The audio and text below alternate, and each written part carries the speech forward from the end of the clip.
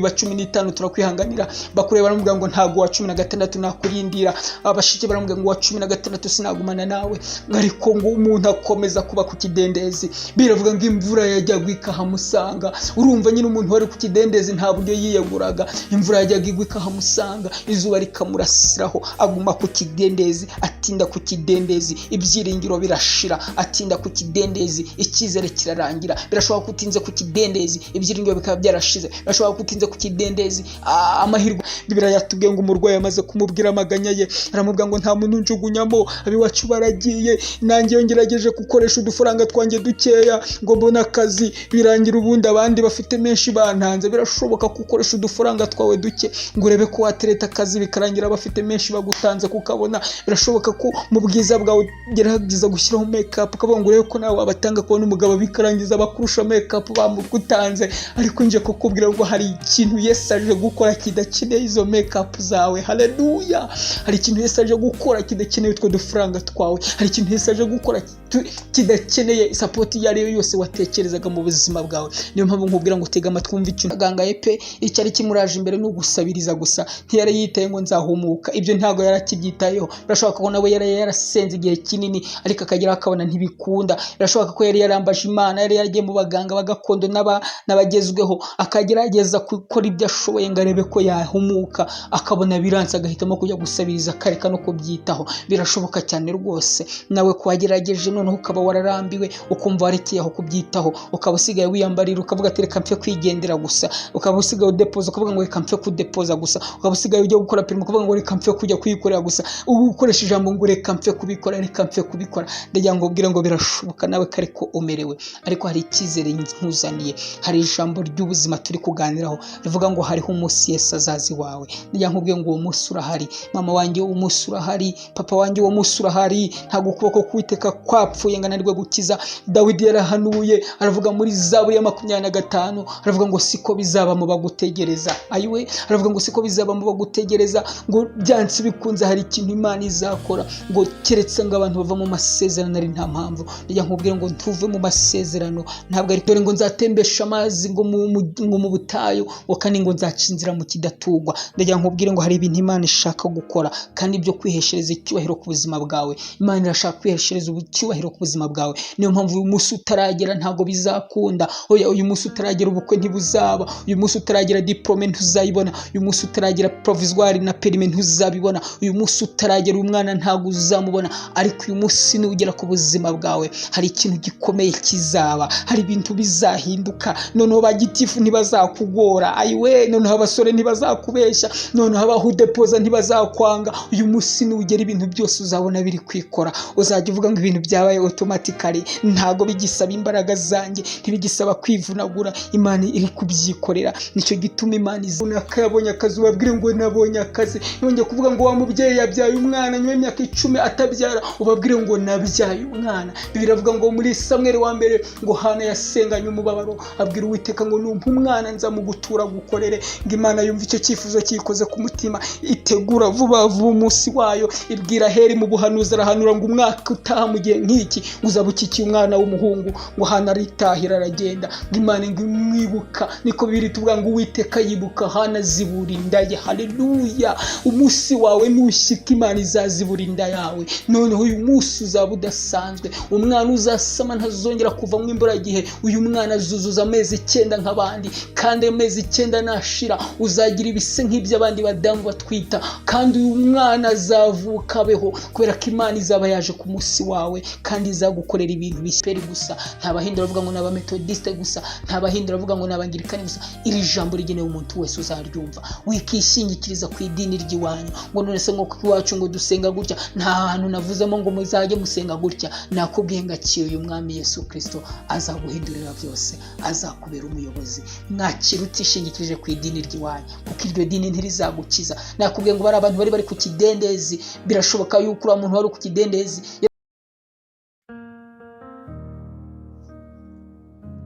Ndabaramukishe bene data, amahoro y'Imana bane namwe. Amazina yanjye nitwa Iratsinze Felix, iyi ni Iratsinze TV. Mbahaye ikaze mu mwanya w'ijambo ry'Imana. Uyu munsi dufite ijambo ry'Imana ryihumure, ijambo risubizamwo abantu imbaraga, ijambo ryongerera abantu icyizere. Birashoboka ko umara igihe kinini rwose utegereje, bigashoboka ko ushobora gufata igihe kinini ugasengera icyifuzo runaka, ariko ukabona icyifuzo ntago gisubizwa, ukabona icyifuzo nta cyizere gihari cy'uko hari icyo Imana izagikoraho. Ariko uyu munsi nkuzanira ijambo ry'inkomezi ku buzima bwawe, nzanye ijambo ry'impinduka ku buzima bwawe. Hari ikintu gikomeye Imana yenda gukora. Bijya bishoboka ko umuntu abaho mu buzima bumuca intege, buri munsi imiterere yiwe yose, imishakishirize yiwe yose igahora ipfuye, igahora iburizwamo. Ariko ndagira nkubwiye ngo hari ikintu gikomeye cyenda kuzaba. Imana yacu ni umugenga w'ibihe, ngo imenya byose n'ibitarabaho kandi igenera umuntu wese ikintu kimukwiye ngo mu gihe cyayo. Ni Imana izi ubuzima bwawe kuva ku munsi wavutseho kugera kuri uyu munsi. Ni Imana yamenye imiterere y'ubuzima bwawe, ni Imana yabonye inzira waciyemo, ni Imana izi inzitane waciyemo, ni Imana izi ubuzima waciyemo, kandi ni Imana igukunda cyane. Bibiliya iratubwira ngo kuko Imana yakunze abantu bari mu isi cyane, ngo byatumye itanga umwana wayo w'ikinege, ngo kugira ngo umuntu wese umwizera atarimbuka. Ndagira nkubwira ngo ni inkuru nziza ngo ufite yuko Yesu Kristo ntabwo yaje ngo kugira ngo kubera umutwaro, yaje ngo akuruhure mu mutima, yaje ngo aguhereza ubugingo buhoraho kubwo kumwizera. Mbese wizeye Yesu Kristo nk'umwami n'umukiza, ni ibintu byiza mu buzima bwacu kwizera uyu mwami, kuko niwe twahawe. Umwanditsi yaranditse, Paulo ari kwandika aravuga ngo nta rindi zina twahawe ryo gukirizwamo, kuko ari nta rindi zina twahawe ryo gukirizwamo uretse izina rya Yesu. Niko Petero yavuze mu Byakozwe n'Intumwa, nawe arabishimangira aravuga ngo nta rindi zina twahawe mu isi no mu ijuru ryo gukirizwamo uretse izina rya Yesu. Ndagira nkubwire ngo Yesu Kristo niwe mwami twahawe, niwe wenyine ushobora kutugeza ku Mana byuzuye. Uyu munsi nkuzaniye inkuru y'ihumure. Birashoboka ko umaze iminsi ugerageza bikanga, birashoboka ko umaze iminsi utegereje ukabona byaratinze, ariko uyu munsi ndaje nkubwire ijambo ry'ihumure. Hari ijambo ry'ihumure nkuzaniye mu buzima bwawe, ijambo rihindura ubuzima, ijambo ritanga icyerekezo. Amazina yanjye nitwa Iratsinze Felix, iyi ni Iratsinze TV. Kurikirana Iratsinze TV, ukore subscribe, ukore share, ushyiraho comment, tukomeze tuganire ku ijambo ry'Imana. Ijambo ry'Imana ni ubuzima. Muri ravuze ngo murye ku mutsima utera imbaraga, munywe no ku mazi y'ubugingo. Ndagira nkubwira ngo dukeneye ijambo ry'Imana muri iyi si ya none. Isi irimo irazana impinduka nyinshi, irimo irazana ibihe bikomeye, abakristo barimo barahura n'ibihe bitoroshye, ariko ndagira nkubwira ngo dukeneye ijambo ry'Imana. Ijambo ry'Imana ritunga umuntu. Paulo yandikira Abaroma, yaranditse aravuga ngo ubutumwa bwiza ngo ni imbaraga y'Imana ihesha umuntu wese wizeye gukizwa, ngo kuva ku Muyuda ukagera ku Mugereki, ngo kandi muri bwo ngo nimwo gukiranuka kw'Imana guhishurwa kuva ayiwe ngo kugaheshwa nako. Imana iguha umugisha kumvira ijambo. Ndagira nkubwira ngo ubutumwa bwiza turabukeneye muri iyi si kugira ngo twongererwe imbaraga, kugira ngo dukomeze dusindagire. Birashoboka ko waguye umunsi, birashoboka ko ejo wakora icyaha, birashoboka ko wakumva unaniwe, birashoboka ko wakumva urushye, ariko ndagira nkubwira ngo ijambo ry'Imana rizagusubizamo imbaraga, ijambo ry'Imana rizakugarura icyizere. Komeza ukurikirane rero Iratsinze TV, ukore subscribe, ukore share, ushyiraho comment, tuganire ku ijambo ry'Imana. Hari ibyigisho byinshi bishobora kugufasha kongera kuzamurirwa icyizere, hari ibyigisho byinshi bishobora kongera kukubakira. Uyu munsi turagira ngo tuganire ku ijambo ry'Imana rifite intego ivuga ngo haruho umunsi Yesu Kristo azaza mu buzima bwawe. Ijambo ry'Imana tugiye kuganiraho uyu munsi rifite intego imwe gusa ivuga ngo umunsi Yesu azazi wawe. Hariho umunsi Yesu azazi wawe. Ndagira nkubwira ngo hari ubuzima buzahinduka ku munsi Yesu azazi wawe. Bijya bishoboka ko umuntu abaho mu buzima akagerageza hirya no hino akabona byaranze, agakora uko ashoboye, ariko ndagira nkubwira ngo uyu munsi tugiye kuganira ku ijambo rivuga ngo hariho umunsi Yesu azazi wawe. Hariho umunsi Yesu azazi wawe. Uyu munsi ntabwo uri kubibona, uyu munsi uri kubona biri kure, ariko ndagira nkubwira ngo hariho umunsi Yesu azazi wawe. Niyo mpamvu nkuzaniye ijambo rigukomeza, rikubwira ngo utegereze ntibucike intege.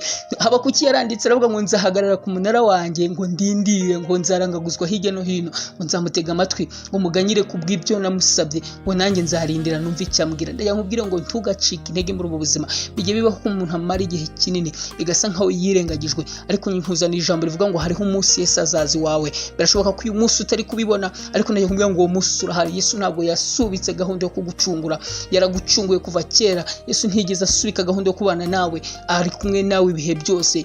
Yesaya yarahanuye aravuga mu gice cya 59 ngo dore ukuboko k'Uwiteka ntikwaheze ngo ananirwe gukiza, ngo n'ugutwi kwayo ngo ntikwapfuye. Hayiwe, Imana ishimwe ku gutwi kwayo kutigeze gupfa. Nkubwira ngo Imana iri mu ruhande rwacu, iradukunda cyane, izi mibabaro tubamo, izi ubuzima ducamo, izi uburyo ushakisha ukabona biranga, izi uburyo ugerageza inshuro nyinshi ukabona ntibikunda. Niyo mpamvu uyu munsi nkuzaniye icyizere, nkuzaniye ijambo rigusubizamo imbaraga. Haracyariho ibyiringiro, niko Yobu yavuze ngo yuko igiti gishobora gutemwa ngo ariko kikazongera gushibuka. Niyo mpamvu nkuzaniye ijambo rivuga ngo hariho umunsi Yesu azazi wawe. Ndagira ngo dusome ijambo ry'Imana riri mu butumwa bwiza bwa Yesu Kristo bwanditswe na Yohana. Twifashisha inkuru ziri mu butumwa bwiza bwa Yesu Kristo bwanditswe na Yohana, twumva uburyo Yesu Kristo yagiye aza mu buzima bw'abantu, akarema umunsi w'amateka ku buzima bwabo. Ibintu byari byaranse bisa nkaho bitagishoboka, icyizere cyarabuze, ariko hashize igihe Yesu araza. Ndagira nkubwiye ngo Yesu aritegura kuzaza mu buzima bwawe. Tugira ubwoba, ntucike intege, ntubone ibintu byose byarasubiye inyuma uvuge ngo n'ubundi ntacyo ndamira. Hoya, kirahari cyo kuramira. Ni ikihe? Ni umunsi Yesu yenda kuza mu buzima bwawe. Reka dusome ijambo ry'Imana riri mu butumwa bwiza bwa Yesu Kristo bwanditswe na Yohana. Turasoma mu gice cya 5, turasoma inkuru ivuga ngo Yesu akiza umuntu umaze imyaka 38 amugaye. Ndagira nkubwire ngo wumve iyi nkuru ikivuga. Iravuga ngo Yesu akiza umuntu umaze imyaka 38 amugaye. Iyi myaka ni myinshi umuntu amugaye. Birashoboka ko umaze imyaka 3 ufite ibibazo runaka, birashoboka ko umaze imyaka 4 ufite uburwayi, birashoboka ko umaze imyaka 5 uri gusengera icyifuzo runaka, ariko uyu muntu yari amaze imyaka 38 amugaye. Muri iki gice cya 5 turasoma duhere ku wa 5. Bibiliya iratubwiye ngo hariho umuntu wari ufite indwara ayimaranye imyaka 38. Yesu amubonye aryamye, amenya yuko amaze igihe kirekire arwaye, aramubaza ati mbese urashaka gukira? Umurwayi aramusubiza ati databuja, simfite umuntu unjugunya mu kidendezi, iyo amazi yihindurije nkiza undi antangamo kumanukamo. Yesu aramubwira ati byuka wikorera uburiri bwawe ugende. Muri ako kanya uwo muntu arakira, yikorera uburiri bwe aragenda. Haleluya, haleluya. Ndagira nkubwire ngo hari Imana igiza mu buzima bwacu igahindura amateka. Reka twongere dusome ijambo ry'Imana riri mu butumwa bwiza nanone bwa Yesu Kristo uko bwanditswe na Yohana. Ndagira ngo tujyane dusome mu gice cya 9. Harimo indi nkuru ushaka ko turi buze kwifashisha kugira ngo twumvire ijambo rivuga ngo umunsi Yesu azazi wawe. Ndagira nkubwire ngo ubuzima buzahinduka.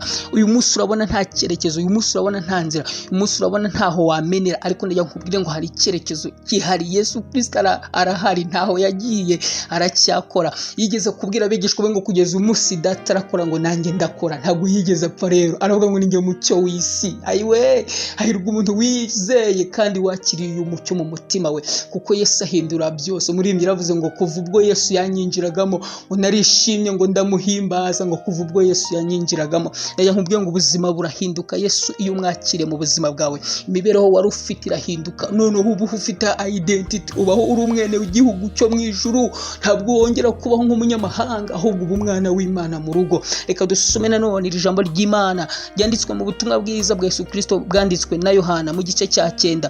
Turasoma ku nkuru nanone ivuga ngo Yesu akiza uwavutse ari impumyi. Bibiliya iratubwiye ngo Yesu akiza uwavutse ari impumyi. Mu mwanya twari tumaze kubona inkuru y'uko yakijije umuntu ngo wari umaze imyaka 38 amugaye, ariko noneho tugeze ku yindi nkuru ivuga yuko yakijije uwari waravutse ari impumyi. Birashoboka yuko ibibazo byakuzaho umaze imyaka runaka uriho, ariko hari n'abandi bavukanye ibibazo. Ibyo bibazo ufite wowe byakujeho wenda nyuma y'imyaka 10 uvutse, ariko hari abandi bavukanye ibyo bibazo. Nicyo gituma uyu munsi nazanye inkuru z'abavutse bafite ibibazo, hari n'abahuye nabyo igihe runaka. Birashoboka ko uramurwayi atavukanye buriya burwayi bw'imyaka 38 yaramugaye nyuma y'igihe runaka, cyangwa yaravutse ariko ameze. Ndagira nkubwira ngo uyu munsi hari ijambo rishya Imana ishaka kuvugana nawe, hari ikintu gishya Imana ishaka kuguhishura muri aya magambo. Reka dusome ijambo ry'Imana. Bibiliya iratubwiye ngo Yesu akiza uwavutse ari impumyi.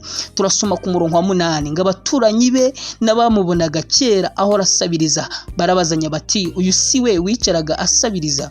Bamwe bati ni we, abandi bati si we, icyakora asa nawe. nawe arabasubiza ati ni njye. Erega ni njye. Haleluya, haleluya. Ndayamubwira ngo hari igihe kibaho Imana igakora ibintu ukabona icyo kuvuga. Bibiliya iravuga ngo baramubaza bati mbese wahumutse ute? Arabasubiza ati wa muntu w'Imana, wa muntu witwa Yesu yatubye akondo akansiga mu maso, arambwira ati jya i Silowamu wiyuhagire. Nuko ndabyizera. Haleluya, haleluya. Nuko ndagenda ndiyuhagira ndahumuka.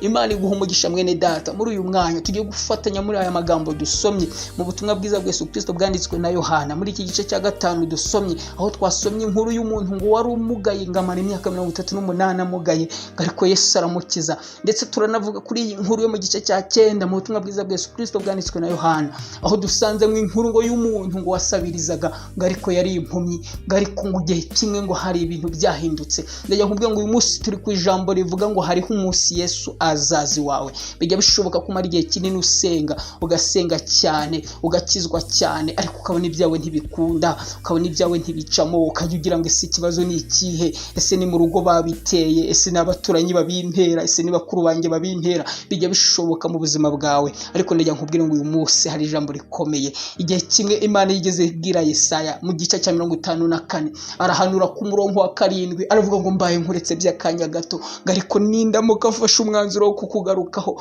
ngo nzagukoranya ngufitiye imbabazi nyinshi. Ndayamubwira ngo umunsi Yesu azaze wawe bizakwera surprise, bizagutangaza cyane, bitangaze n'abantu benshi. Unababandi batajyaga bemera ngo bamwe bazabazanya ngo bati niwe, abandi bazabazanya bati siwe, ariko uyu munsi ndayakubwiye ngo hari umunsi Yesu azaguha ijambo kavuga ngo ni njyewe. Ayiwe, ndayakubwiye ngo ubuzima bujya buhinduka. Bijya bishoboka ko umuntu abaho mu buzima adafite support, adafite abantu bamufasha pe, ukabona umuryango wawe nta wagufasha urimo, abo muvukana ukabona ubarusha icyubahiro kandi nawe uri umushomeri nta kintu ufite, abo mukorana ukabona ntacyo bagufasha. Ariko ndajya nkubwire ngo uyu munsi hari ikintu Imana ishaka kugufasha, irashaka kukuzanira Yesu mu buzima bwawe. Wakemera uyu mwami ukamwakira, mbega umwami ugira impuhwe, wamwakira nawe yakubera umwami ubuzima bwawe. Birashoboka ko ndi kuganira nawe uyu Kristo ndi kumeza mvuga utaramwakira mu buzima bwawe, ariko niyo nkuru nziza nkuzaniye nuko Yesu akiza. Ayiwe, ndajya nkubwira ngo hari inkuru nziza twumvise ndetse imaze imyaka myinshi ivugwa,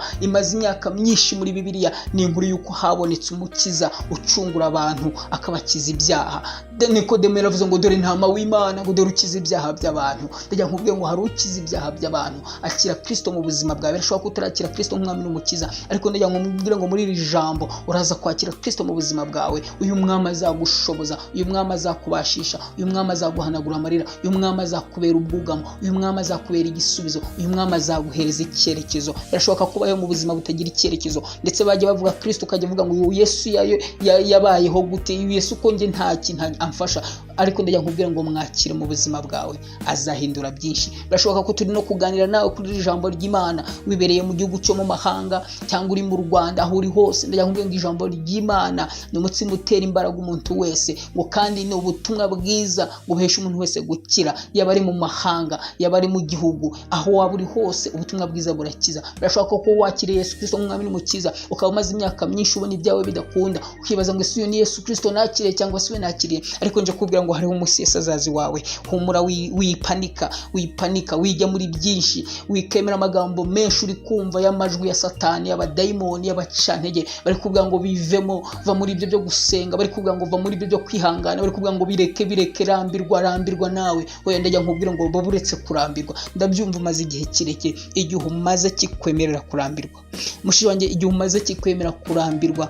Ndajya nkubwira ngo mukuru wanjye, igihe umaze kikwemerera kurambirwa. Yewe mubyeyi wanjye, igihe umaze kikwemerera kurambirwa. Mama wanjye, igihe umaze kikwemerera kurambirwa. Nibyo papa wanjye, igihe umaze kikwemerera kurambirwa. Ariko mbere yo kurambirwa ndagira ngo nkuvugane nawe, ndajya nkubwira ngo hariho umunsi Yesu yenda kuza iwawe. muri imbere yarembye ngo uwo munsi ngo byose bizashira, uwo mutwaro uzakuva ku mugongo ngo ineza y'Imana izakomaho. Nicyo gituma ngira nkubwira ngo were kupanika, were guhubuka, were kwihutiraho, jya wumvira umwuka, utuza umutima. Niyo mpamvu ushaka ko tuganira kuri iri jambo. Bibiliya yatangiye itubwira mu butumwa bwiza bwa Yesu Kristo twasomye mu gice cya 5 umurongo wa 5 Bibiliya yatubwiye ngo hariho umuntu ngo wari ufite indwara ngo arikayimaranye igihe kirekire ngo imyaka 38. Yesu ngo amubonye aryamye ngo ahita amenya yuko amaze igihe kirekire. Haleluya! ndayakubwira ngo umunsi wawe nuza mu buzima bwawe, Yesu ntashaka bazamuha amakuru y'ibyawe. Birashoboka yuko abaturanyi bafite amakuru y'ibyawe bakabaza imyaka yawe barayikubariye, bakavuga ngo umukobwa amaze kugira 38 turabizi. Hoya ndajya nkubwira ngo Yesu ntashaka bazamubwira amakuru y'ibyawe, arabizi, arabisobanukiwe, ntabwo uri mushya mu buzima bwiwe. Yesu arakuza, aragusobanukiwe. ngo uyu murwayi yari amaze imyaka 38. Iyo utangiye iyi nkuru Bibiliya irakubwira ngo hariho ikidendezi, ngo icyo kidendezi cyari i Yerusalemu, ngo icyo kidendezi ngo cyariho amabaraza 5. ngo ubundi rero ngo abantu ngo bajyaga baza kuri icyo kidendezi ngo kubera yuko ngo icyo kidendezi cyitwa Betisida ngo cyari kiriho ngo amabaraza ngo 5. Bibiliya iravuga ngo abantu bajyaga baza ngo bakajya kuri ayo mabaraza, ngo ariko ngo kubera ko rimwe na rimwe, haleluya, rimwe na rimwe ngo marayika yajyaga amanuka gakajya muri icyo kidendezi, ngo umuntu wese wabanzaga kujya muri icyo kidendezi ngo amazi akihinduriza ngo niwe wabashakaga gukira. Abantu benshi barazaga, imiryango yabo ikabazana, bakategereza ko ikidendezi kihinduriza, ngo cyakihinduriza bagahita bajugunyamo umuntu wabo bwa mbere, ngo umuntu wabo agakira.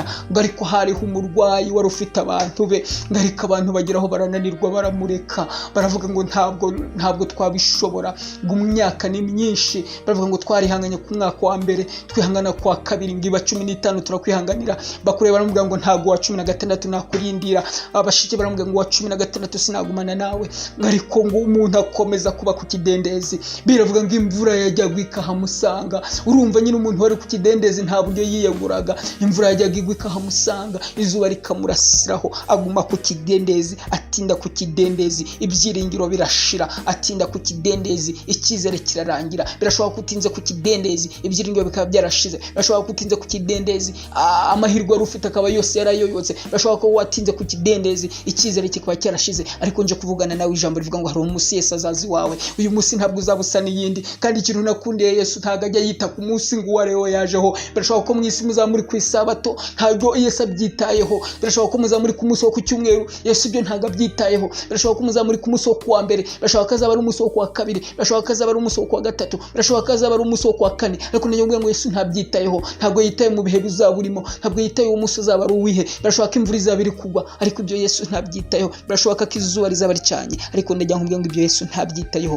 Yesu arashaka guhindura ikintu mu buzima bwawe. Yesu arashaka kurema ikindi kintu gishya mu buzima bwawe. Ijambo ry'Imana ryarambwiye muri Yesaya nanone, ijambo ry'Imana rirambwira ngo ubwanjye ngo nzabyikorera, ngo nta kizatuma izina ryanjye ritukwa. Ni ku Uwiteka avuga. Hari ibintu Imana yenda kwikorera mu buzima bwawe, hari ibintu Imana ishaka kwikorera. Birashoboka ko byakugoye, birashoboka ko byakujenye, birashoboka ko byakunaniye, ariko hari ibintu Imana yenda kwikorera. Igihe kimwe ngo Zerubabeli yarwanye n'umusozi muremure. Haleluya! ngo Zerubabeli arwana n'umusozi, Zerubabeli arasunika, Zerubabeli aritabaza abaturanyi, abaturanyi bajya babona ntibyakunda barigendera. Zerubabeli arasenga, Zerubabeli abona byaranze. Gariga igihe kimwe umunsi umwe ubaho mu buzima bwe, ngo Imana iza kuri Zerubabeli iramubwira ngo Zerubabeli we si kubw'imbaraga, narabibonye washyizeho imbaraga, watiriye n'udufaranga muri banki ushyira mu gishoro, ndabizi waragerageje ushyiraho makeup ujya ku muhanda nk'abandi, ndabizi ntacyo utakoze n'ukuri rwose waragerageje, imishinga waritabaje, ndabizi abaturanyi waritabaje, yewe ndabizi waragerageje. Ariko Uwiteka aramubwira ngo Zerubabeli we ihangane utuze, ntabwo ari kubw'imbaraga, ibyawe birakomeye, ibyawe ntibizasaba amafaranga y'abantu, ibyawe ntibizasaba banki kiza, ibyawe birakomeye. Aramubwira Uwiteka aramubwira ngo Zerubabeli we ngo ntabwo ari kubw'imbaraga, ngo ahubwo bizakorwa n'umwuka wera, n'umwuka wera wanjye uzabyikora. Arangije ngo abwira umusozi wari uri imbere ya Zerubabeli, aravuga ngo ariko wa musozi we, ndajya nkubwira ngo hari Imana izaza ikaganira n'ibibazo byawe, ntizongere kugutega amatwi kuko waramaze kunanirwa, ikazaza ikajya imbere y'ibibazo byawe ikaganira nabyo. ngo Uwiteka abaza umusozi wari uri imbere ya Zerubabeli, aravuga ngo Zerubabeli yararushye ndabizi, Zerubabeli yaragusunitse wa musozi we, Zerubabeli yaritanze wa musozi we, Zerubabeli yarasenze wa musozi we, Zerubabeli yitabaje abaturanyi wa musozi we, ariko ubundi wa musozi we munini ko utari mutoya ndabizi wiyita iki imbere ya Zerubabeli, ariko hari ikintu kigiye kuba, ngo hari umunsi ngiye kuzana imbere yawe wa musozi we, ngo nkaguhindura ngo amataba, nkaguhindura ikibaya. Nuko Zerubabeli yatabawe. Najya nkubwira ngo hari ibintu byawe uzakomeza kubona bizamba, ariko najya nkubwira ngo hari umunsi mu buzima bwawe, hari umunsi Yesu azazi wawe. Uyu murwayi ngo yaramaze imyaka 38 ku kidendezi, abandi bakabona bashyira mu kidendezi bagakira, ariko uyu murwayi nta cyizere yari afite, yari yaramaze gutagangara, yari yaramaze kwiyakira. Bijya bibaho mwene data ko ikigeragezo kiguhanda, bijya bibaho ko ikigeragezo ugitindamo ukageraho ukiyakira. Bijya bishoboka mama wanjye, bijya bishoboka kugerageza ugasenga, ariko ukabona ikigeragezo cyanze kuvaho ukiyakira. Bijya bishoboka papa wanjye, bijya bishoboka kugerageza ugasenga, ukitabaza inshuti n'abavandimwe bakagusengera, ingingo zose bakazikoraho bakazisengera, ukavuga ngo urakeneye umwana, bagasenga urugingo rwose rukora ku mubiri bakarusengera, ariko bikageraho ukiyakira, ukavuga ngo sinzongera kunaniza abanyamasengesho, byaranze. Hayiwe, bijya bishoboka mushiki wanjye, bijya bishoboka kugerageza umwaka wa mbere ukagerageza, uwa kabiri ukagerageza, uwa gatatu ukagerageza, abasore bakaboneka ariko ntibabonekane gahunda y'Imana, bigapfa nejo bundi bikongera bigapfa, ukageraho ukabirambirwa, ukavuga ngo noneho ntabwo nshaka kongera gusubira muri relationship, ntabwo nshaka kongera gukundana ko ndabirambiwe, byaranze, ukabyakira. Bijya bishoboka mu buzima bwawe, birashoboka wa musore kugerageza pe, ukabona amahirwe yose ubonye, ukagerageza ugashyiramo imbaraga, ugakorera perime ku nshuro ya mbere bikanga, ya kabiri bikanga, ukabisengereye, ya gatatu bikanga, ukabisengereye, ya kane bikanga, bikageraho bikanga, ukabirambirwa, ukabyakira, ukavuga ngo Uwiteka yaranyimye, Uwiteka ntacyo ashaka kumpa. Ariko hari ikintu ushaka kukubwira, ni umunsi utari wagera mu buzima bwawe, ariko ndababwira ngo hari umunsi Yesu azazi wawe. Ayiwe, uyu murwayi iyi myaka 38 yarayimaze rwose, yari yakiriye, ariko Yesu amubonye ntiyajya kumubaza iby'imyaka hamaze, yarayizi. Ndakubwiye ngo Yesu azi imyaka umaze, Yesu azi igihe cyose umaze, Yesu azi igihe cyose umaze muri ubwo buzima, azi igihe cyose umaze muri iyo mibereho, azi igihe cyose umaze muri ubwo bushomeri, azi igihe cyose umaze muri ubwo bukumi, azi igihe cyose umaze udafite umwana, azi igihe cyose. Ntago ashaka kukubaza ngo habaye imyaka ingahe harya, ntago ashaka kukubaza ngo ufite ingahe utarashaka, ibyo si byo aje kukubaza. Ntabwo aje kukubaza ngo hashize ingahe udepoza byanka, ibyo si byo bimuzanye. Ntaje kukubaza ngo hamaze imyaka ingahe ushingiye utarabyara, Yesu si byo aje kukubaza, imyaka arayiyiziye. Haleluya. Ahubwo hari ikiganiro yagiranye n'uyu murwayi, birashoboka ko nawe uyu munsi cyangwa ejo bundi, uyu munsi Yesu azazi wawe bizaba byabaye. Ariko ndajya nkubwira ngo wumve ikiganiro Yesu yagiranye n'uyu murwayi. Nakubwiye ngo umurwayi yari yaratagangaye, ntabwo yari agifite icyizere cyo gukira. Bibiliya yatubwiye ngo Yesu arangije abaza umurwayi, aramubaza ngo urashaka gukira? Mbese urashaka gukira? Mbese urashaka gukira? Reka nkubaze mwene data, mbese nawe urashaka gukira? Bijya bishoboka ko umuntu ashaka gukira ariko atabishaka pe. Umuntu akumva yakira ariko wamubwira ngo urakira akumva ntabyizeye. Yego waratagangaye, ariko se ndajya tuvugane gatoya mu ijwi ritoya. Nubwo watagangaye, nubwo wabigerageje bikanga, nubwo kwihangana kwashize, urashaka gukira? Urumva ukeneye gutabarwa? Urumva ukeneye iki? Ukeneye Imana? Urumva ukeneye? Bibiliya iravuga ngo muri Yobu, Bibiliya iravuga ngo Uwiteka ngo abwira Yobu, aramubaza ngo mbese ngo wowe Yobu ngo kuri kwitotomba ukavuga ukaganya, ngo wabasha kumenya ngo njya mpisha umuyaga, ngo wabasha kumenya ngo njya mpisha imvura, ngo mu gihe izuba ryavuye? Yo baravuga ngo nzi yuko ushobora byose. Haleluya. Ngo kandi nta kibasha kurogoya imigambi yawe. Yakubwira ngo Yobu yaragifite icyizere, nubwo rwose yari yaratagangaye, yaragisigaranye icyizere. Najya nanjye nkubaze, urashaka gukira? Urashaka gutabarwa? Urumva ukeneye Imana ko yaza mu byawe? Urumva ukeneye ko Imana yakurwanirira? Birashoboka ko utarakira Kristo nk'umwami n'umukiza, ugahora wirwanirira, ukagwanisha amafaranga, ukagwanisha kubanisha imiryango ukabona nta cyizere ufite. Yakubwiye ngo uyu murwayi ntabwo yari yakira Kristo nk'umwami n'umukiza kuko yari ari ku kidendezi, yari afitiye ibyiringiro ikidendezi gusa. Birashoboka ko nawe wagiriye ibyiringiro gusa amafaranga, birashoboka ko wagiriye ibyiringiro imyaka yawe, birashoboka ko wagiriye ibyiringiro ubwiza bwawe bw'inyuma, ukajya ubona uri mwiza ukavuga ngo sinabura umugabo uko byagenda kose. Birashoboka ko wagiriye icyizere diplome wabonye ukavuga ngo ufite bachelor degree zampakazi. Birashoboka ko ibyo wagiriye icyizere. Uyu murwayi yagiriye icyizere ikidendezi, ntabwo yari yakira Kristo mu buzima bwe. Nicyo gituma nkubwira ngo birashoboka ko utarakira Kristo mu buzima bwawe, ukaba ufite icyizere umuryango wawe, ukavuga ngo umuryango wanjye ntuzantenguha, amaherezo umuryango uzabimfashamo, amaherezo diplome yanjye izampesha akazi, amaherezo ubwiza bwanjye buzampesha umugabo. Birashoboka ko wizeye abaganga ukavuga ngo abaganga bazabitekinika umwana nzamubona. Birashoboka ariko ndagira nkubwire ngo Kristo azaza mu buzima bwawe, kandi ntazaza ahubutse, azaza gufite ibisubizo. Ibyananiye abaganga, ibyananiye amafaranga, ibyananiye imiryango, ibyananiye diplome na degree ufite, hari ibisubizo Yesu azanye byananiranye mu buzima bwawe. Niyo mpamvu nkubwira ngo hariho umunsi Yesu azazi wawe. Uyu Kristo uramukeneye mu buzima bwawe ngo aguhindure byose. Bibiliya yatubwiye ngo Yesu aramubaza ngo mbese urashaka gukira? Ayiwe, ndagira nkubaze ngo mbese nawe urashaka gukira mu buzima bwawe? Urumva watabarwa?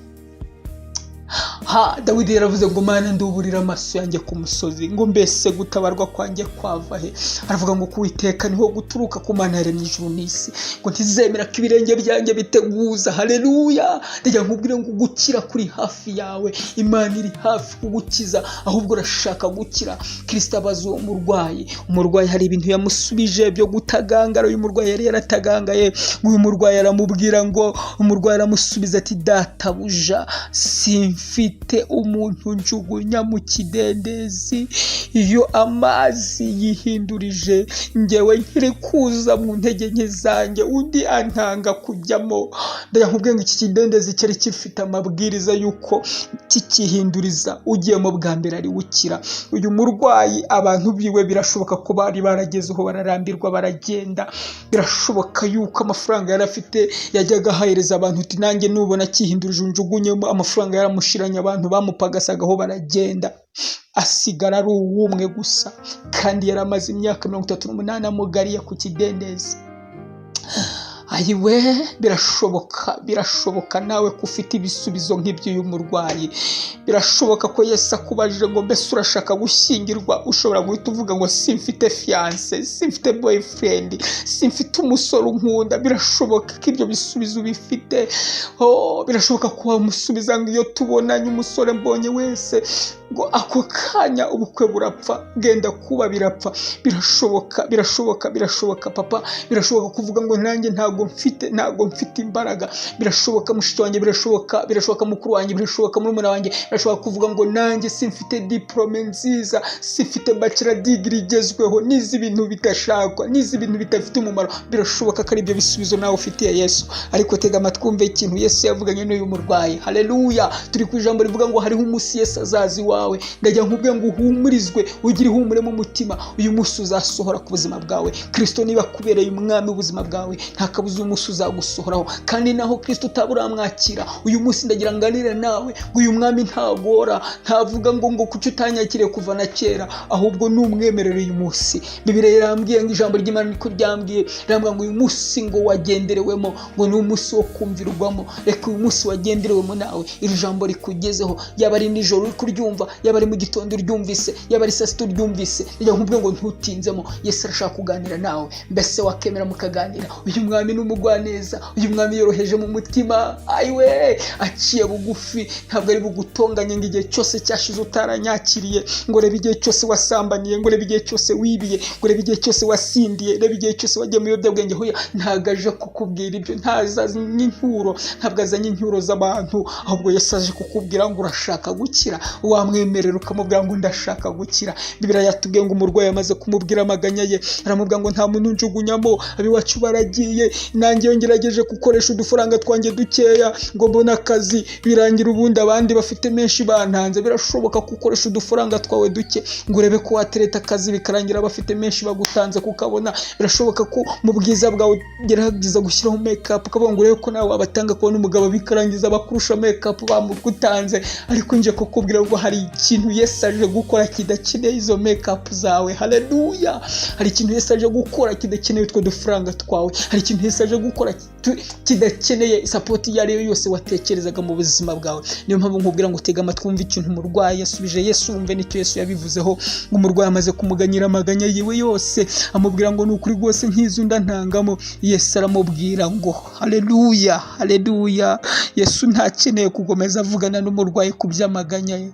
Yesu umunsi wo gukiza yari yaje, umunsi wo gukizwa k'uyu murwayi wari wabaye. Nicyo gituma turi kujambo bivuga ngo hariho umunsi Yesu azazi wawe. Birashoboka ko uyu munsi ubona bidakunda kuko uwo munsi utaragera. Birashoboka ko ubona iminsi myiza ukayitiranya n'uwo munsi, ariko ntabwo iminsi myiza izaza ngo birangire ubukwe bupfuye. Hoya si wo munsi Yesu yenda kuzamo. Uwo munsi si wa Yesu rwose. Umunsi Yesu azazi wawe azaba afite ibisubizo birangiza ikibazo cyawe. Bibiliya iravuga ngo Yesu aramubwira ati byuka, uyu mwanya ntibizaba ejo, byuka wikorera uburiri bwawe ugende. Ayiwe, ndajya nkubwira ngo Yesu naza ntazakubwira ngo bizaba umwaka utaha, ntago azakubwira ngo noneho tegereza imyaka 3 ngo niho ubukwe buzabaho. Yesu umunsi azaza azaba afite igisubizo gifatika. Ntabwo ubukwe buzongera gupfa ku munsi wa Yesu. Ku munsi wa Yesu ntago noneho uzongera gutsindwa ikizamini cy'akazi. Ku munsi wa Yesu ntago uzongera gutsindwa perime, ntabwo uzongera gutsindwa mu kizamini cya perime. Ku munsi wa Yesu byose bizakunda. Ku munsi wa Yesu ntago noneho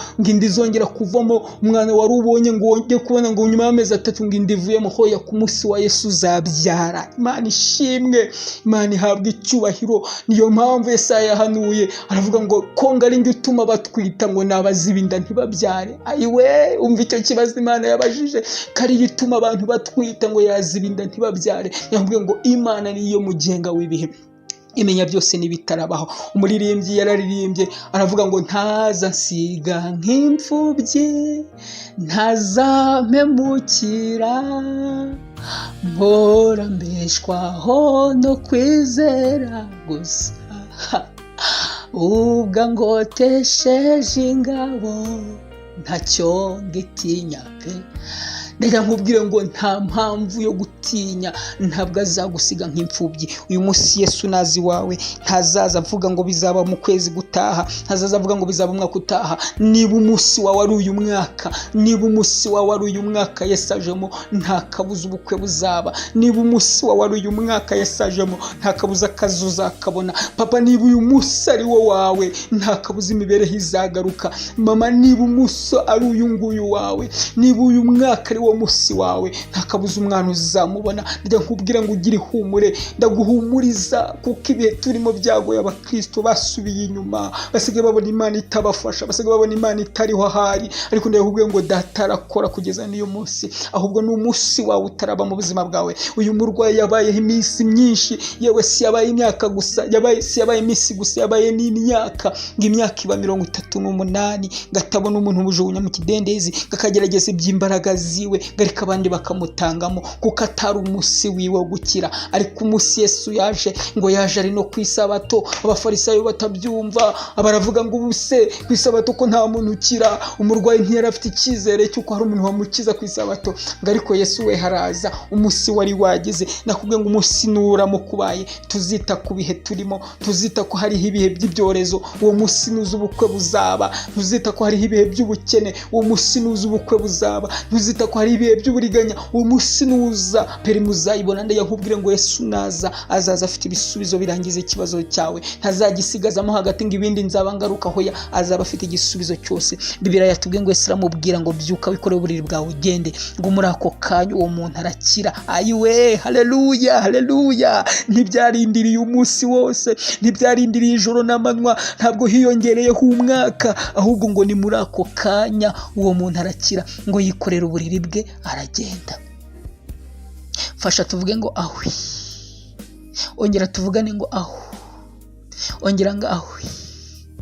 Ruhuka, ruhuka mu mutima, Imana yacu ifite ubundi buryo. Hari igihe abantu bakuriganya ukagira ngo ntibizaba, ariko ndagira nkubwire ngo Imana iba ifite ubundi buryo. Uyu murwayi ntera afite icyizere cy'uko azakira kuko bamutangaga mu kidendezi, ariko ku munsi wa Yesu Imana yazanye ubundi buryo kuri we, uburyo bwo gukira umuntu atagiye mu kidendezi. Ndagira nkubwire ngo Imana ku munsi wawe izakuzanira ubundi buryo, uburyo bwo gushyingirwa bidasabye ngo umuntu atange amafaranga, uburyo bwo kubona akazi bidasabye ngo umuntu atange amafaranga, uburyo bwo ndagira nkubwire ngo Imana izakuzanira ubundi buryo musore wanjye. Ndagira nkubwire ngo Imana izakuzanira ubundi buryo, uburyo butazasaba bya bindi byose ujya ukora bikananga. Yesu Kristo naza ku munsi wo gukirizwamo kwawe, Yesu naza ku munsi wo gutabarwa kwawe, azazana azanye ubundi buryo. Uyu murwayi yaramenyereye uburyo bwo gusunikwa gusa akagenda mu kidendezi, ariko noneho Yesu yazanye uburyo bwo kuvuga ngo byuka. Ayiwe, haleluya! Hari ubundi buryo Imana ifite ku munsi wawe izagukirizaho, ku munsi izagukoreraho amateka. Hari uburyo izakoresha budasanzwe, uburyo bumenyerewe bwose bwaranse, ariko Yesu azazana uburyo bushya kandi ndabizi neza ko buzakugira umumaro. Ngo umurwayi ngo arigendera, ngo aragenda. Ndagira nkubwire ngo rero ubuzima buzahinduka munsi Yesu azazi wawe. Nubwo wasenze cyane ukabona ntusubizwa, nubwo waririmbye cyane ukabona we Imana ntikubona, nubwo wabwirije cyane ukabona we ntakiri kuvamo, nubwo wagize ati ndagira nkubwire ngo umunsi Yesu azazi wawe bizakubera surprise, bizatangaza benshi. Bibiliya yongera iratubwira muri Yohana, mu butumwa bwiza bwa Yesu Kristo bwanditswe na Yohana mu gice cya 9. Ndagira ngo dusoza ariko tuvuge kuri iri jambo nanone. Hari ikintu gikomeye Yesu yakoze kuri uyu murwayi nanone. Bibiliya yatubwiye ngo Yesu akiza uwavutse ari impumyi. Nakubwiye ngo aba bantu Yesu yaje ku munsi wabo, ni umunsi wari uwabo, ntago bari bategereje undi munsi, yari umunsi wabo. Bibiliya yatubwiye ngo abaturanyi be n'abamubonaga kera ngahora asabiriza. Mu gice cya 9 niho turi gusoma ubutumwa bwiza bwa Yesu Kristo bwanditswe na Yohana mu gice cya 9. Turi gusoma twahere ku murongo wa 8. Ni inkuru ivuga ngo Yesu akiza uwavutse ari impumyi. Bibiliya yatubwiye ngo abaturanyi be n'abamubonaga kera ahora asabiriza barabazanya bati, uyu si we wicaraga asabiriza? Bamwe bati niwe, abandi bati siwe, icyakora asa nawe. Ndayavuga ngo ku munsi Yesu azaza abantu bazacanganyikirwa. Abantu bakubonaga barakumenyera bavuga turamuzi ubukwe bwe buhora bupfa n'ubu buzapfa, turamumenyereye Save the Date arayisohora n'ubundi bukwe bugapfa, turamumenyereye Irembo bararifata n'ubundi bukwe bugapfa. Icyo gihe bizahinduka. Ndayavuga ngo Yesu naza izo mvugo zizahinduka. Ubundi bamwe bavuga ngo uriya turamumenyereye, ubundi ahora yiga akajya gukora perime, n'ubundi agashya, n'ubundi nuko kwezi azashya, n'uriya mwaka uriya turamuzi ibizamini biramunanira. Yakubwira ngo icyo gihe Yesu azaza ntabwo bazongera kuvuga izo mvugo, bazacanganyikirwa babura icyo bakuvugaho. Ndagira nkubwira ngo birashoboka yuko ugerageza uyu mwaka bikanga, ukabona n'ubundi n'umucuruzi uhora uhomba, n'ubundi ashora menshi agahomba, n'ejo bundi azahomba. Turabizi ko ubundi ntago azunguka azahomba. Yakubwira ngo Yesu umunsi azazi wawe, ibintu byose azabikugomororera, ibintu byose azabiguhereza, ubuzima buzahinduka ubibona. Yesu azaguhindura undi muntu mushya, aguhindura uwo gucanganyikishwaho. Abantu bazacanganyikirwa bari kukwibazaho. Bibiliya yatubwiye ngo abaturanyi be bari bamuzi. Ndayakubwiye ngo nabo baturanyi barakuzi. Bibiliya yatubwiye ngo abantu bari bamuzi, abaturanyi bari bamuzi, inshuti zari zimuzi, ngo kandi bahoraga bamubona. Nawe bahora bakubona, barakuzi rwose, barakumenyereye. Ni wowe wa wundi, ntago bakuyobera rwose, barakuzi.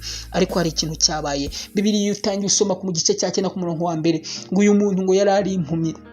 Nta nubwo yaje atabaza ngo Yesu nkiza, nawe yari yaratagangaye pe. Icyari kimuraje imbere no gusabiriza gusa, ntiyari yitaye ngo nzahumuka. Ibyo ntago yarakibyitayeho. Birashoboka ko nawe yari yarasenze igihe kinini ariko akagira akabona ntibikunda. Birashoboka ko yari yarambaje Imana, yari yagiye mu baganga bagakondo n'abagezweho, akagerageza gukora ibyo ashoboye ngo arebe ko yahumuka, akabona biranse, agahitamo kujya gusabiriza akareka no kubyitaho. Birashoboka cyane rwose nawe kwagerageje noneho ukaba wararambiwe, ukumva warekeye aho kubyitaho, ukaba usigaye wiyambarira ukavuga ati reka mpfe kwigendera gusa, ukaba usigaye udepoza ukavuga ngo reka mpfe kudepoza gusa, ukaba usigaye ujya gukora perime ukavuga ngo reka mpfe kujya kuyikorera gusa, ubu ukoresha ijambo ngo reka mpfe kubikora. Ndagira ngo ubwire ngo birashoboka nawe kariko umerewe, ariko hari icyizere nkuzaniye. Hari ijambo ry'ubuzima turi kuganiraho rivuga ngo hariho umunsi Yesu azazi wawe. Ndagira ngo ubwire ngo uwo munsi urahari. Mama wanjye uwo munsi urahari, papa wanjye uwo munsi urahari. Ntabwo ukuboko kw'Uwiteka kwapfuye ngo ananirwe gukiza. Dawidi yarahanuye aravuga aravuga muri Zaburi ya 25 aravuga ngo siko bizaba mu bagutegereza. Ayiwe aravuga ngo siko bizaba mu bagutegereza, ngo byansi bikunze hari ikintu Imana izakora, ngo keretse ngo abantu bava mu masezerano ari nta mpamvu. Njya nkubwira ngo tuve mu masezerano, ntabwo ariko bizaba mu bategereza Imana. Tuve mu masezerano, siko bizaba mu bizeye Imana. Tuve mu masezerano, siko bizaba mu bakobwa basenga. Tuve mu masezerano, siko bizaba mu basore bihebeye Imana. Tuve mu masezerano, siko bizaba mu bapapa basenga Imana. Tuve mu masezerano, siko bizaba mu babyeyi basenga Imana. Imana izaza ye guceceka, niko Dawidi yavuze. Dawidi yaravuze ngo Uwiteka we ni wowe ncuririraho, we ni wowe mpungiraho. Arangije avuga muri Zaburi ya 46 ngo Uwiteka n'umufasha utabura kuboneka mu byago no mu makuba. Njya nkubwira ngo Imana yacu izaza ye guceceka ku buzima bwawe.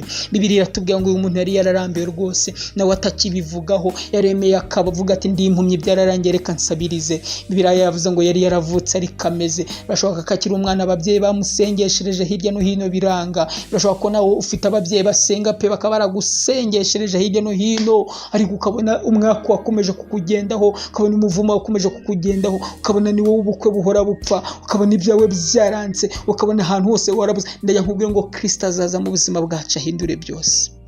Haleluya. Yambwiye ngo Kristo arenda kuza guhindura byose. Ntutinye muvandimwe, tukangwe n'igicuku cya nyuma. Inkoko yabika itabika humura gucya bwo buzacya. Muri imbye yaravuze ngo isi yuzuye biteye ubwoba, ariko ntibiguca intege, ngo uzogera ku byo yavuze, ngo uzogera naho yakubwiye, ngo kuko Imana atari umuntu ngibeshye. Yivuze ngo biraba yategeka bigakomera, ubwo azabyikorera. Uwiteka arashoboye. Bibiliya yatubwiye ngo Yesu rero ngari kumwe n'abigishwa be, ngari kugenda, ngakigenda abona umuntu wavutse ari impumyi. Abigishwa bahita bamukubita amaso, babaza Yesu uti mwigisha, noneho tubwire uyu ko yavutse ari impumyi, abandi bagiye baba impumyi bamaze gukura, uyu wehe yavutse ari impumyi, muri make nta kintu na gito yarazi, yewe nta nubwo yanse ubutumwa bwiza ko yaravutse gutya. Baramubaza ngo tubwize ukuri, utatubeshye ko abantu barengana. Uyu mwana wavutse ari impumyi akarinda b'umuntu mukuru, uyu mwana wavutse ibi bibazo bifite ku mubiri we akarinda b'umuntu mukuru, uyu mwana wavukanye ubwandu ko nta ruhare yagizemo, ntiyagiye mu busambanyi, nta hantu yazerereye, yarabuvukanye. Uyu muntu byagenze ute? Uyu nguyu ko yavutse ari uko bimeze, ko yavutse nta kintu mu mutwe, amasomo yaramunaniye, yavutse mu ishuri atabitsinda.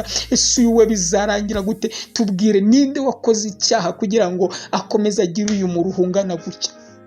Bijya bishoboka ko wibaza nawe ukavuga ngo ariko ubundi icyaha ninde wagikoze? Ninjye wakoze icyaha? Ni ababyeyi banjye bakoze ibyaha? Ni iki cyabaye kugira ngo uyu muruhu unyokame gutya? Muririmbyi yararemye ngo hariho umunsi uzacana wake, kuva uwo munsi imbeho izashira, uwo mutwaro uza kuva ku mugongo, ineza y'Imana izakomaho.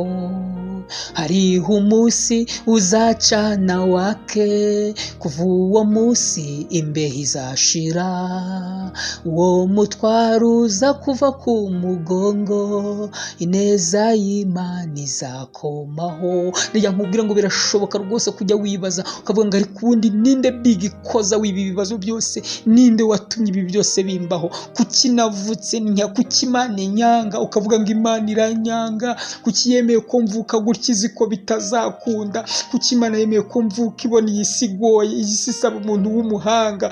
Kuki Imana yatumye ibi bintu bingewe ntabyumva, aya masomo akananira, ubusira abona iyi diplome izamarira iki? Kuki Imana yatumye mvuka ameze gutya? Irabona abandi bari kuvuka bameze gutya, isi none isigaye ifite ubwiza buhambaye. Kuki Imana yangize mubi? Birashoboka kujya wibaza ibyo bibazo mu mutima wawe, ariko nje kukubwira ikintu gikomeye cyane. Tuza umugambi w'Imana suwejo, umugambi w'Imana uragutse, umugambi w'Imana urakomeye. Bibiliya yatubwiye ngo abigishwa bahita babaza Yesu ngo noneho tubwire niba ijuru ritarenganya, tubwire niba ijuru ritarenganya abantu, niba ijuru ritarobanura ku butoni. Tubwire uyu ko yavutse ari impumyi, ninde wakoze icyaha? Ese uyu yavutse akoze icyaha? Ese n'ababyeyi be bagikoze? Tubwire byagenze ute? Yesu umva ubuntu ukuntu yabasubije. Ndayankubwira ngo Yesu aje ku munsi wa nyawo, kandi aje afite ibisubizo bya nyabyo. Va ku bisubizo bitari ibya nyabyo wagiye ubona, mukobwa va ku basore batari abanyabo wagiye ubona, musore va ku bakobwa batari abanyabo wagiye ubona, va ku bushobozi butari ubwanyabwo wagiye ubona, va ku kazi katari akanyako, mama va ku bana batari abanyabo wagiye ubona. Nyuma y'amezi 3 ndikavamo, ndajya nkubwire ngo hari ikintu gikomeye. Yesu aje ku munsi wa nyawo kandi azanye ibisubizo bya nyabyo. Haleluya, haleluya. Yesu ngarangije arababwira ati, Yesu arabasubiza ati, uyu nguyu mubona nta cyaha yakoze.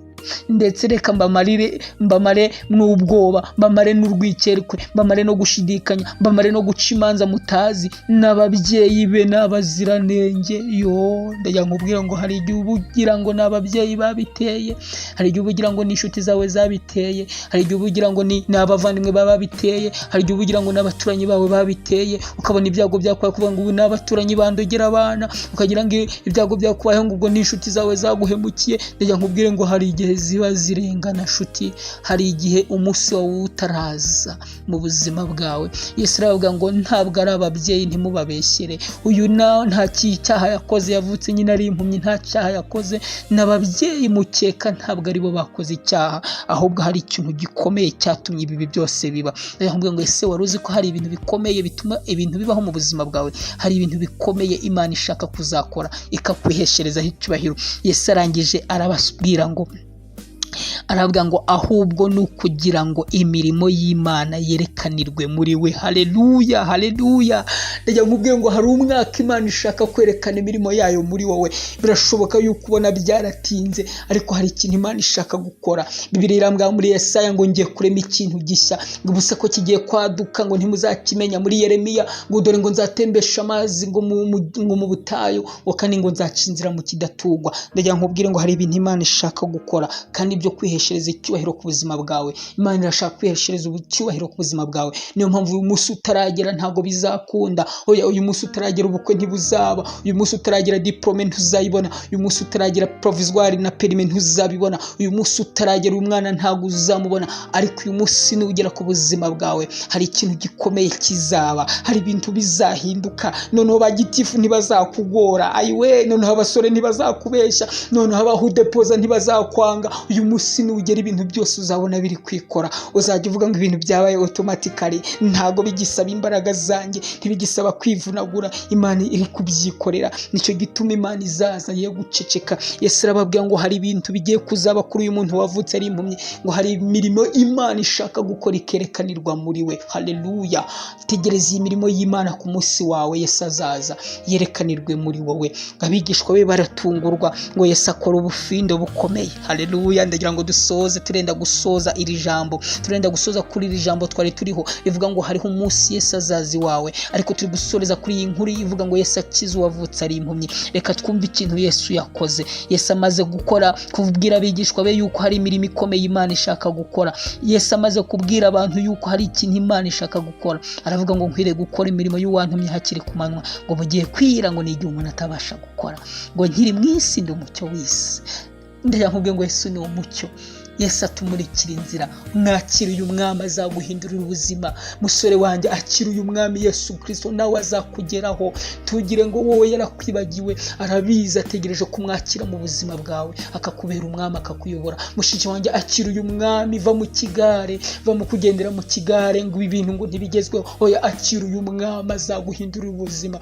Ibyo abakomeye batakora, iby'isi itagufasha, iby'umuryango utagufasha, iby'ababyeyi batagufasha. Ababyeyi b'uyu mwana bari babizi ko ari impumyi, barabyakiriye, ntacyo kumufasha bari bafite, ntibari bakinamujyana kwa muganga, bari bazi ko byarangiye. Birashoboka ko hari ibintu ababyeyi baba batakigufasha, bazi ko byarangiye. Baravuga ati ubundi byararangiye, yarashajura, nta mugabo yabona, byararangiye, uyu nguyu nta kazi yabona, byararangiye, uyu nguyu nta perime yabona, byararangiye, ntibakigwa n'udufaranga two kujya gukora ikizami cya perime. Birashoboka ko ababyeyi babirambiwe bakavuga ngo byararangiye, ariko nawe ngo akira uyu mwami Yesu Kristo, uzaza akabitangiza. Byari byararangiye ku buzima bwawe, ariko kazaza yongera bitangize. Muri by'amakuru asiravuze ngo na nyuma ya zera Imana irakora. Njya nkubwire ngo na mbere yuko izera ibaho Imana irakora. Igihe cyose Imana ibiriho, Imana ibiri gukora, kandi Kristo yaraje twaramuhawe. Umuririmbyi yaravuze ngo yasatuye ngo ijuru, ngo ibyo yangeneye byose bincucumukaho. Umuririmbyi yarongera avuga ngo imigisha mu gakiza k'Imana, ngo kubw'ubuntu nanjye narayihawe, ngo nayihawe mu gihe nihamye ibyaha, ngo imbere y'umukiza wanjye Yesu. Njya nkubwire ngo ihana ibyaha, wakire Kristo mu buzima bwawe. Azaza ahindura ibyo ababyeyi barambitse, azaza ahindura iby'inshuti zarambitse, azaza ahindura iby'imiryango yarambitse. Bibiliya yatubwiye ngo Yesu arangije ngo kubona yuko abwiye abantu yuko ngo agifite gukora imirimo y'uwamutumye hakiri ku manywa. Bibiliya yatubwiye ngo amaze kuvuga atyo acira amacandwe hasi, ayatobesha kondo, akamusiga ku maso, aramubwira ati genda. Haleluya! Aramubwira ngo genda nonaha, ntibitegereje ejo, genda nonaha, ntirahagara umwaka utaha, genda uyu mwaka, genda uyu munsi, genda nonaha, wiyuhagire mu kidendezi cy'Isilamu. Gisobanurwa ngo yaratumwe, ngo nuko arabyizera. Ndavuga ngo hano birasaba kwizera. Niwumva icyo Imana ikubwiye. Bibiliya ivuga muri Ezekiyeli igice cya 37 ngo nuko nguko ngo Uwiteka nganzengurukana, ngo mu kibaya kimwe amagufa yumagaye, ngo ayo magufa ndayitegereza, ngo Uwiteka arambaza ngo ariko mwana w'umuntu, ngo nawe reka tuganire. Ubu urebye aya magufa imyaka maze, ukabona uburyo yumagaye, ukabona uburyo yumye pe, urabona yazongera kuvamo umuntu muzima akabaho. Ayiwe, umuhanuzi wari umaze igihe kinini ahanura. Ezekiyeli wari umenyereye ibitangaza Imana ikora, ngarabyitegereza aravuga ngo Uwiteka we ndifashe, ni wowe ubizi niba aya magufa yakongera kubaho. Bijya bishoboka ko none abahanuzi bareba ibyawe, bakumva inkuru zawe, bakumva ubukwe bwapfuye, bakumva akazi wahombye, bakumva perime wabuze, bakabura icyo bahanura ku buzima bwawe, bakavuga ngo Uwiteka ni ubizi azabyikorera. Ndakubwiye ngo yego koko ntibakubeshya, Uwiteka ni ubizi. Ndakubwiye ngo Kristo none ntazaza nk'umuhanuzi ukubwira ngo Uwiteka ni ubizi, azaza afite igisubizo Uwiteka yamuhaye kugira ngo agukize, kugira ngo akurokore, kugira ngo agutabare. Niyo mpamvu bigusaba kwizera. Muri rero Ezekiyeli arakomeza arahanura, aravuga ngo mpanura nk'uko Umwuka Wera yantegetse. Haleluya! Niyo mpamvu mvuga ngo uko Umwuka Wera ari bukwemeze muri iri jambo, niwumva uyu Kristo wamwizera ukamwakira, ukumva uyu wagupfiriye wamwemera, ndajya nkubwire ngo nawe umwizere umwemere. Turenda gusoza dusenga, ariko ndajya nkubwire ngo ntidusoze usigaye. Nawe uyu mwami ukiza abandi, niba wumva umugiriye icyizere, uyu mwami uzaza mu buzima bwawe, niba wumva nawe umwifuje, ndajya nkubwire ngo ntugende utamwakiriye, ntugende utakiriye umwami mu buzima bwawe, ntugende utakiriye umwami uhindura ubuzima bw'abandi, ngo akora ubufindo bukomeye ku murwayi, ngatoba kondo, ubundi ibyondo byangiriza amaso. Sinzi impamvu Yesu afite ibisubizo bihabanye n'iby'isi imenyereye. Birashoboka ko abandi bagenda kwa muganga, ariko Yesu yakoze mu byondo, ahubwo ajya kwanduza amaso arayasiga ibyondo. Ndakubwira ngo Yesu afite uburyo butamenyerewe, nicyo gituma uburyo azagukizamo, uburyo azagutabaramo, uburyo azakwihera akazi, uburyo azagukorera ubukwe, uburyo azaguha umwana, ntabwo bizaturuka mu bufindo umenyereye muri iyi si. Azaza asanya ubufindo bushya. Haleluya! Azaza afite ubufindo bushya, ngatoba kondo, akoresha amacandwe, ngarangije agasiga ku maso y'uwahumye. Aramubwira ngo noneho nyizera, nibyo ufite gukira kwawe. Ayiwe, kwa Lazaro ngo yageze yabwira Mariya, aramubwira ngo ninjye kuzuka n'ubugingo, ngo unyizera naho yaba yarapfuye. Haleluya! ngazongera kubaho. Arangije abwira iyo mpumyi ngo nyizera, njye naratumwe, jya mu cyuzi cy'Isilamu. Ngo impumyi irabyizera. Ndagira ngo dusenga, mu mwanya tugiye gusenga Imana, ariko wumvishe iyi mpumyi ngo yageze gute? Ngo yarabyizeye, ijya kwiyuhagira. Ngigeze mu cyuzi iriyuhagira. Reka twihute dusoze dusenga. Ngimaje kwiyuhagira ngirahumuka, ngikiri kuza rero ku murongo wa 8 niko Bibiliya yatubwiye ngo abaturanyi be n'abamubonaga kera ahora asabiriza, ngo barabazanya bati karabaye noneho, uyu se we ninde? Uyu se si umwe wicaraga asabiriza? Bamwe bati ariko turabona ari we pe, abandi bati oya saga ari we da, wa wundi ni impumyi kabo hari we turamuzi. Ariko abandi bavuga ati nubwo atari we ariko turabona yenda gusa nawe. Ariko ye ndakubwira ngo Imana izaza ufite ibisubizo nawe by'ibyo Imana yagukoreye. Iyi mpumyi yaje noneho idacecetse, ntabwo yari ifite gahunda yo kuvuga ngo mwamfunguriye, icyo si cyo cyari kiyigaruye.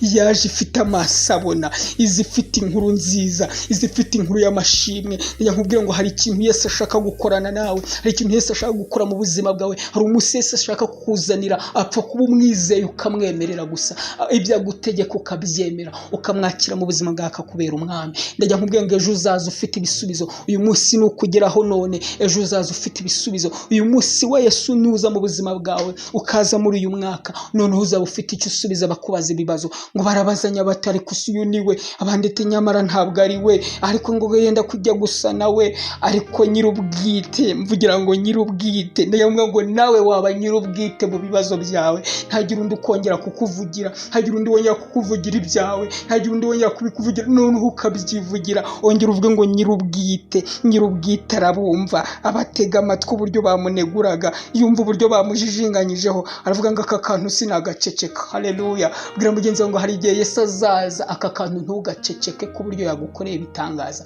Ngo iyi mpumyi irangije iravuga ngo ntabwo ari uwundi dusa, ntabwo ari uwundi dusa, ahubwo ni njyewe. Haleluya, haleluya. Ndavugira ngo nkubwire ngo igihe kizagera wivuge nawe ntagire ukuvugira. Ntibongere kuvuga ngo runaka yashyingiwe, ahubwo babwire ngo nashyingiwe. Ntibongere kuvuga ngo runaka yabonye akazi, babwire ngo nabonye akazi. Ntibongere kuvuga ngo wa mubyeyi yabyaye umwana nyuma y'imyaka 10 atabyara, ubabwire ngo nabyaye umwana. Bibiri avuga ngo muri Samweli wa mbere ngo Hana yasenganye umubabaro, abwira Uwiteka ngo numpa umwana nzamugutura gukorere. Ngo Imana yumva icyo cyifuzo cyikoze ku mutima, itegura vuba vuba umunsi wayo. Ibwira Heri mu buhanuzi, arahanura ngo umwaka utaha mu gihe nk'iki uzaba ukikiye umwana w'umuhungu. Ngo Hana aritahira aragenda. Ngo Imana ngo imwibuka, niko Bibiri tuvuga ngo Uwiteka yibuka Hana zibura inda ye. Haleluya.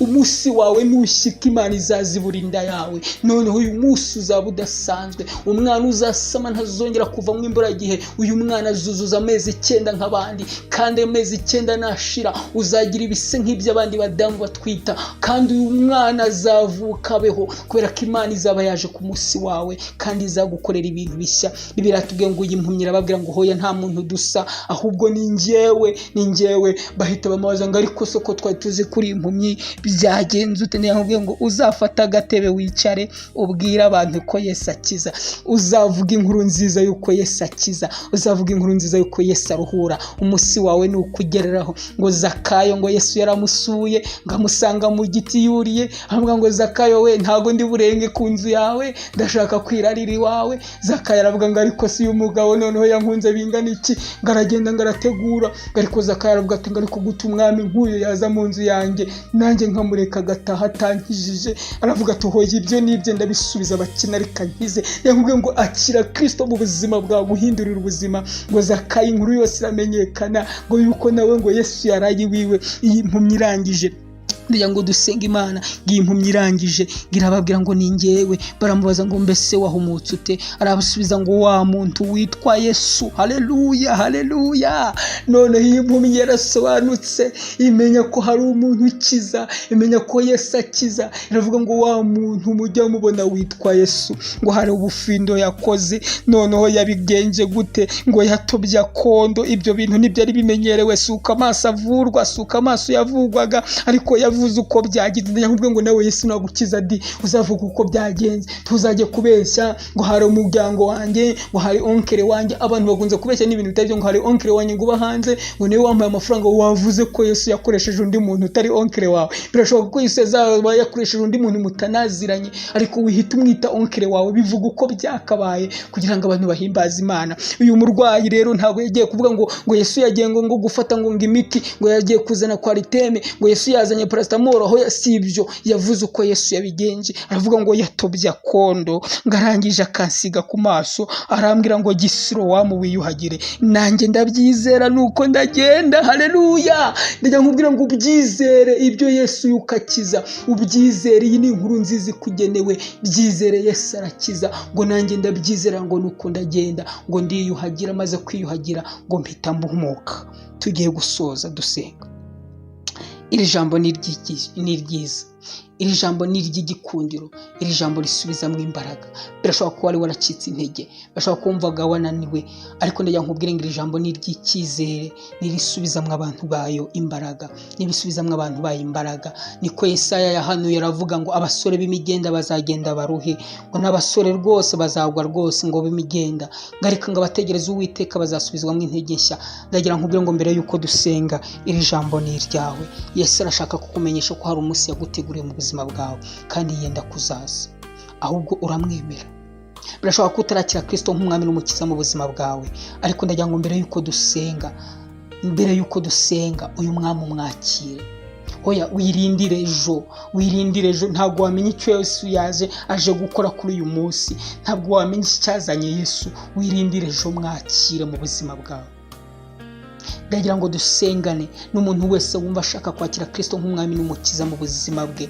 Uyu munsi ni uwawe. Oya, ejo sahawe, ejo hashobora kuba ha mukuru wawe, ejo hashobora kuba ha mama wawe, ejo hashobora kuba ha murumuna wawe, ejo hashobora kuba ha mushiki wawe. Uyu munsi ni uwawe. Ejo hashobora kuba ha umugore wawe, ejo hashobora kuba ha umugabo wawe, ariko uyu munsi ni uwawe. Ntutegereze ejo. Kristo ni umwami ugira neza, azaguhindurira ubuzima. Ndagira ngo dusengane niba ushaka kwakira Kristo nk'umwami n'umukiza mu buzima bwawe. Tangirana nanjye dusengane muri aya magambo. Atura n'akanwa kawe ati, mwami Yesu, ati ndizera ko wapfiriye ibyaha byanjye, ndizera ko umwami ucungura abantu, ndizera ko wavuye ku Mana, uri umwana w'Imana nzima, ndizera ko ari wowe gitambo kizima cyoherejwe ngo uze utambirwe ibyaha byanjye. Ndizera yuko ndashidikanya n'inkwakira uyu munsi ibyaha byanjye ndi bubabarirwe. Ndizera yuko amaraso yawe yoza abakiranirwa ibyaha byabo. Ndizera yuko ndi buhinduke mushya uyu munsi. Ndizera yuko ndi bubabarirwa ibyaha byanjye byose. Ndizera yuko ibyo nakoze byose mu mafuti yanjye yose uri bubimbabarire. Ndizera yuko ndi buhinduke umwana w'Imana byuzuye. Ndizera yuko nanjye uri bumpe ku mwuka wawe wera. Ndizera yuko nanjye uri bunyobore mu nzira nshya. Ndakwakiriye mu buzima bwanjye, ndakwakiriye mu buzima bwanjye. Ngwino uture muri nge, ngwino umbemo mwami w'abami. Ndakwakiriye mu buzima bwanjye, ngwino umbere umwami, ngwino umbere umukiza, ngwino umbemo mu buzima bwanjye. Mpore nyoborwa nawe.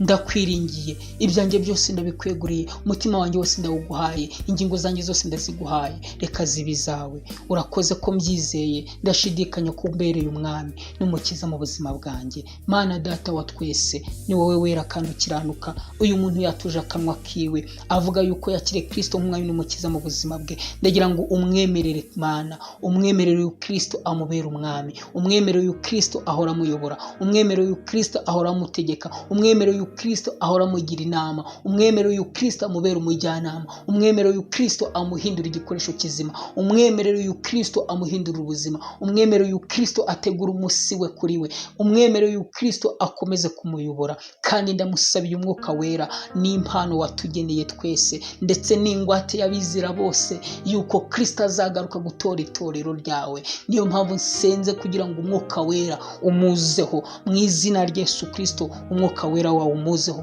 utangire umuyobora iminsi yose, kugira ngo umuyobore mu nzira nziza akwiye gucamo. Urakoze kuri Imana yumva gusenga, urakoze ko wakiriye mwene data, urakoze ko mushiki wanjye akwakiriye Kristo, urakoze ko mwami Imana nawe wemeye yuko uyu nguyu aba umwana wawe mu rugo kubw'amaraso no kwizera umwami wacu Yesu Kristo. Nuko rero muyobora iminsi yose kandi uri umutegeka. Urakoze kuri Imana yumva gusenga mu izina rya Yesu Kristo umwami wacu. Ndagushimira mwene data ko wakiriye Kristo mu buzima bwawe. Ni urugendo rwiza kandi ni urugendo rukomeye utangiye. Humura, ntabwo Yesu azagutererana. Humura, Yesu ntabwo azakureka. Humura, umwuka wera azagufasha. Humura, umwuka wera azakuyobora. Iminsi yose muzagendana, ubuzima bwawe buzahinduka. Yesu agiye gutegura umunsi. Haleluya. Yesu agiye gutegura umunsi wawe. Yesu agiye gutegura umunsi azakuzaho. Yesu agiye gutegura umunsi azagusuriraho. Ndagira nkubwiye ngo uyu munsi ni uwawe rwose. Uyu munsi nta wundi ugenewe, ni uwawe wenyine. Niyo mpamvu nkubwiye ngo Yesu umwitegure mu buzima bwawe, hora ugendana nawe. Soma ijambo ry'Imana buri kubonye uburyo. Shaka Bibiliya niba utahigiraga, ujye usoma ijambo ry'Imana, ubwire umwami Imana, mubwire ngo Yesu narakwakiriye, sobanurira ibisimbyumvise. Yesu azagufasha. Niba bishoboka yuko wabona itorero ry'abera, itorero ryizera Yesu Kristo nk'umwami n'umukiza, reka bari ryo nkurangira, ugende hafi y'iwanyu. Sinkurangira iry'iwanjye. Itorero cyangwa idini niridufasha guhura tukumva ijambo ry'Imana tugahugurwa. Niyo mpamvu nkubwira ngo reba itorero rifite umwuka wera, ryemera Kristo nk'umwami n'umukiza, risure gendamo. Senga Imana ibwire ngo unyobore uyu munsi. Irakuyoboza umwuka wera, ikurangira itorero ryo kwizerwa, ikurangira aho kugenda bakagufasha, kugira ngo uzabonane n'umupastor waho agufashe mu kumenya nanone, agufasha mu gukomeza inzira, kugira ngo uzagere ku mubatizo wuzuye. Kristo akumane nawe, Kristo aturane nawe, byose bizahinduka. Birashoboka ko wumva ushaka kutuvugisha, ni ibintu byoroshye rwose. Telefone yacu birashoboka ko wumva ushaka kutuvugisha, biroroshye cyane. Duhamagare kuri telefone yacu 078 26 93 159. Ndayisubiramo, duhamagaye kuri telefone yacu 078 26 93 159. Bashobora kuri mu gihugu cyo mu mahanga ukaba utazi kode yo mu Rwanda. Igihugu cy'u Rwanda dukoresha kode agasaraba cyangwa icyo bita place 250 78 26 93 159. Ubwo mpise nshyiraho nimero yanjye, kode yacu ni agasaraba 250. ubwo urahita ushyiraho nimero yanjye ariko uhereye kuri 7 utongeye gusubiramo 0. ubwo ni 78 26 159. Imana yo mu ijuru iguha umugisha mwene data. Birashoboka yuko rwose ubuzima bwawe bugiye guhinduka mu gihe gito. Kristo akakubera umwami, akagusura, akaguhindurira amateka. Afite kuzuka kw'ibyawe byapfuye, niwe kuzuka n'ubugingo. Naho waba warapfuye ariko umwizera uzongera ubeho, niko yabwiye Mariya na Marita ageze kwa Lazaro ngo amaze iminsi mu gituro. ngo kwa Lazaro baramaze kwiheba iwabo, ngo Mariya na Marita baramaze kubyakira. Mariya aravuga ngo arananuka, ntiwirirwe ujyayo mwigisha. Ariko Yesu aravuga ngo nakubwiye ngo niwizera urabona agakiza k'Imana. Ndagira nkubwira ngo ubwo wizeye Kristo umwami n'umukiza ugiye kubona agakiza k'Imana. Ndagira ngo dusengane nanone n'abantu bamaze kwakira Kristo umwami n'umukiza mu buzima bwabo, ariko bikaba bishoboka ko mwari mwaratagangaye, mwarananiwe, mwumva ngo Imana ntizabashyikaho, mwarananiwe, mwumva ibyizere byarashize, mwumva ibyiringiro byarashize by'ubuzima. Ndagira ngo namwe mbasengere muri uyu mwanya muto kugira ngo dusoze uyu mwanya. Mbasengere kugira ngo mbwire Imana ize yongere igarura umunsi wayo muri mwebwe. Imana itegura umunsi wanyu kugira ngo namwe muzabone Yesu yaje wanyu. Twari kuganira ku ijambo rivuga ngo hariho umunsi Yesu azazi wawe. Ndagira nkubwire ngo hari umunsi Yesu azazi wawe, kandi ibyo byose naza azabitunganya. Kandi naza uwo munsi uzakwera surprise, naza uwo munsi uzakwera surprise bizatangaza benshi. N'abandi batemeraga uwo munsi bazemera, bazabazanya ngo bati niwe, abandi bati siwe, ariko uzabahamirize nkayampumye, wabwire ngo ni njyewe Yesu yakoze ibikomeye, wabwire ngo ni njyewe nanjye ijuru ryaranyibutse, wabwire ngo ni njyewe. Ndagira ngo dusengane Imana muri uyu mwanya. Turakubashye mwami w'abami, turakubashye Mana data wa twese, turakubashye se umwami wacu Yesu Kristo. Ushimwe ko nta rindi zina twahawe mu isi no mu ijuru ryo gukirizwamo uretse izina ry'umwana wawe ukunda Yesu Kristo. Uyu mwanya twize ijambo yuko hari umunsi Yesu azaza mu buzima bwacu. Kristo we ni wowe wasuye wa murwayi wari umaze imyaka 38 ku kidendezi, ngo kandi ntiwashakaga kumva iby'uburwayi bwe kuko wari ubuzi, ahubwo wahise umubwira ngo nahaguruke yigendere. Kristo we ni wowe wahumuye impumyi yari yarabuvukanye, kandi ntiwashakaga kumenya iby'ubuhumyi bwiwe, ahubwo washakaga kumukiza. Niyo mpamvu usengera aba bene data. Bashobora kuba bari barananiwe, bashobora kuba bari bararushye, bashobora kuba bari barabivuyemo, ariko uyu munsi iri jambo bararyumvise, bumva bagaruye ibyiringiro, bumva bongeye kuba nka Yobu wari ufite ibyiringiro yuko igiti naho cyatinda mu butaka, ngari ku munsi umwe umutonyi uzagwa kikumva amazi ku butaka ngo kizongera gushibuka cyere. Niyo mpamvu mbasengeye kubwira ijambo bumvise. Iri jambo reka ribabera umutonyi utonyanze kuri bo. Birashobora kuba bari barakwamye bagatuza, bakumagara rwose nk'amagufa yo mu kibaya, ariko iri jambo ryawe reka ribagereho nk'uko amagufa yo mu kibaya Ezekiyeli yahanuriye akavuga ngo yemwe mwamagufa mwe yumagaye, ngo nimwumve ijambo ry'Uwiteka uko rivuga. Ayiwe, niyo mpamvu nanjye shaka kubabwira yuko iri jambo ryawe mwami ryababereye ubuhanuzi kuri bo. Reka mwami wongera uzana umunsi wa Kristo muri bo. Reka Kristo yongera ategura umunsi. Kristo tegura visite kuri aba bantu, basure n'ukuri, sura uyu mukobwa, sura uyu musore, sura uyu mubyeyi, sura uyu mupapa. Kora visite, sura aba bantu basange kuri ibyo bidendezi bariho. Kora visite, sura aba bantu basanga aho bibereye basabiriza. Kora visite basure. Uyu munsi uzabe mu buzima bwabo, bazatanga ubuhamya bavuga ngo Imana yakoze igishya mu buzima bwabo, kandi Uwiteka uzabikorera kwibahisha, kuko wabwiye Ezekiyeli avuga ngo ubwanjye nzabyikorera, ngo nta kizatuma izina ryanjye ritukwa, ngo kandi icyubahiro cyanjye sinzagihundi. Mana ubikorere kwiyubahisha, na biriya byabo ndabikweretse, uzabikorere kwiyubahisha. Izina ryawe ribabera umunara bihisha mu bagakomera. Urakoze kuri umufasha utabura kuboneka mu byago no mu makuba. Urakoze ko Kristo ugiye kubasura ukabategurira visite, kandi munsi nubageraho bazatanga ubuhamya, bazabuvuga yuko Uwiteka yabasuye bakabona ineza yawe. Urakoze rero, ndasengeye umuntu wese uzumvira ijambo mwami, yaba ari mu mahanga, yaba ari mu gihugu cy'u Rwanda, ahantu hose azaba ari, amasaha yose azaryumvira mwami Imana akaryakirana umutima wizeye, uzamuremera ikintu gishya, uzamukorera ikintu gishya, uzihesha icyubahiro ku buzima bwe. Urakoze kuri Imana yumva gusenga mu izina ry'umwami wacu Yesu Kristo, amen. Mwene data, amahoro y'Imana akomeze kubana nawe. Iri jambo ni iry'umwuzuro rwose, nanjye ndumva ndi kuvyibuha numva, nanjye ndumva umwuka wera nyemeje yuko hari umunsi ugomba kubaho vubaha mu buzima bwawe, hari umunsi ugomba kubaho. Reka Kristo akubera umwami iminsi yose, byose bizatungana. Nababwenga amazina yanjye nitwa Iratsinze Felix. Ushaka kutuvugisha waduhamagara kuri izo nimero cyangwa ukatwandikira kuri WhatsApp 0788963159.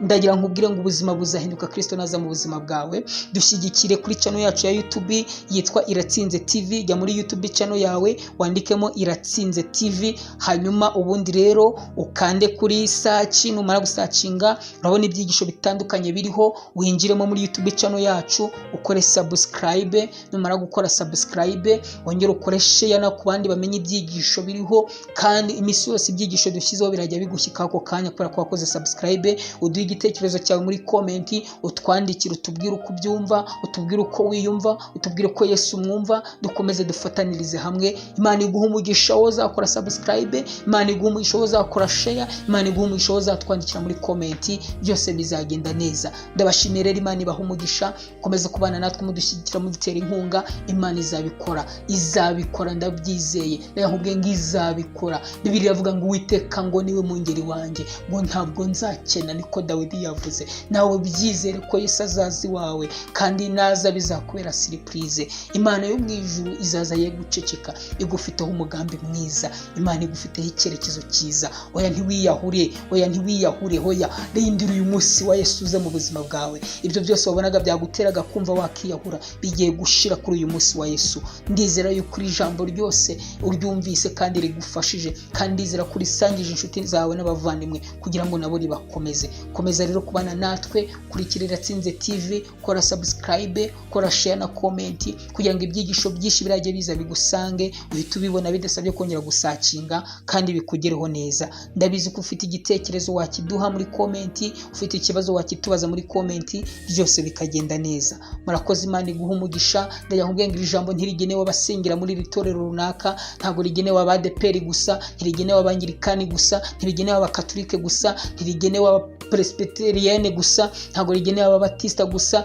iri ntirigenewe abo muri apostolike gusa, iri ntirigenewe ntirigenewe itorero runaka, ntirigenewe abisilamu gusa. Iri jambo ni ryo kwizerwa n'umuntu wese. Haleluya! Ni ijambo rya Kristo uhindura abantu, kandi ntabahindura avuga ngo ni abadeperi gusa, ntabahindura avuga ngo ni abametodiste gusa, ntabahindura avuga ngo ni abangirikani gusa. Iri jambo rigenewe umuntu wese uzaryumva. Wikishingikiriza ku idini ry'iwanyu ngo none se ngo kwiwacu ngo dusenga gutya, nta hantu navuzemo ngo muzajye musenga gutya. Nakubwiye ngo akira uyu mwami Yesu Kristo, azaguhindurira byose, azakubera umuyobozi. Mwakira utishingikirije ku idini ry'iwanyu, kuko iryo dini ntirizagukiza. Nakubwiye ngo bari abantu bari ku kidendezi, birashoboka yuko uri umuntu wari ku kidendezi yari afite nawe idini ateraniramo, ariko wigeze wumva umuntu waje avuga ngo twarasenganye reka nkujugunye mu kidendezi? Ndajya nkubwira ngo Yesu ntago yaje abazura muntu ngo usengera he. Yesu ntabwo yaje abazura muntu ngo ni uteranira, yaraje amuzaniye kumukiza, maze uriya muntu nawe aramwizera. Ndajya nkubwira ngo Yesu ntiyitaye ku idini ryawe, akeneye kugukiza hanyuma nawe ukamwizera. Imana y'amahoro ibaha umugisha. Nitwa Iratsinze Felix, iyi ni Iratsinze TV. Yesu baha umugisha, mukore subscribe, mudushyigikire, mukore share na comment. Imana y'amahoro ibeze kandi batunganye rwose. Hari umunsi nawe Yesu azaza mu buzima bwawe, ndabikwijeje. Mwizere kandi umwakire mu buzima bwawe kubera umwami, byose azabigenza neza. Amen.